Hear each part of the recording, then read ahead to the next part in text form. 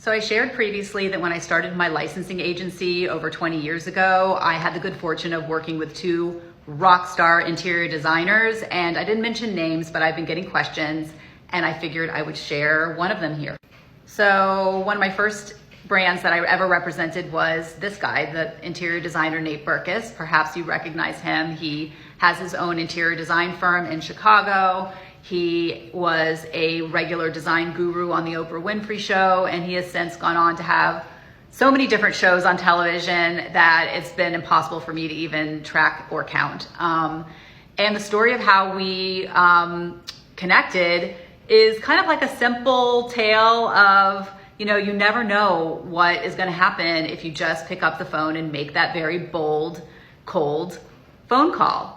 So I used to work from home, as I still do, and at the time when I started my business, we didn't have internet like we do today or social media. So the way in which I kind of got my inspiration was through watching television like the Oprah Winfrey Show. I always had it on while I was working with the volume down, and I was typing away, looked over, saw this adorable guy, turned up the volume, and just at the point when Oprah was saying, "Walmart needs you, Nate Berkus," I was like, who's this guy? I have got to, research this and reach out. And at that time, my mother, who was also watching Oprah at the time, called me and she was like, "In case you haven't noticed, this guy is going to be a huge hit."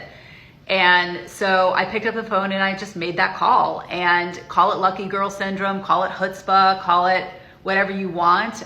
This is just a story of you can possibly land your dream client if you have the confidence and the wherewithal to just make that connection. And this is Nate Berkus debuting his home collection on the Oprah Winfrey Show.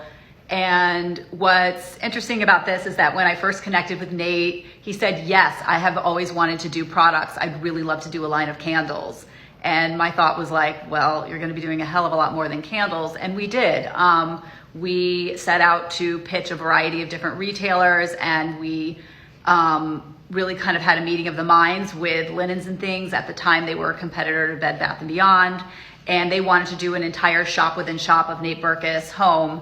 And making a leap from being an interior designer and working with so many other great brands to having your own branded product line and kind of figuring out how to separate the two and develop a design philosophy of your own was something that we worked on together. And I am just really proud of having had this opportunity.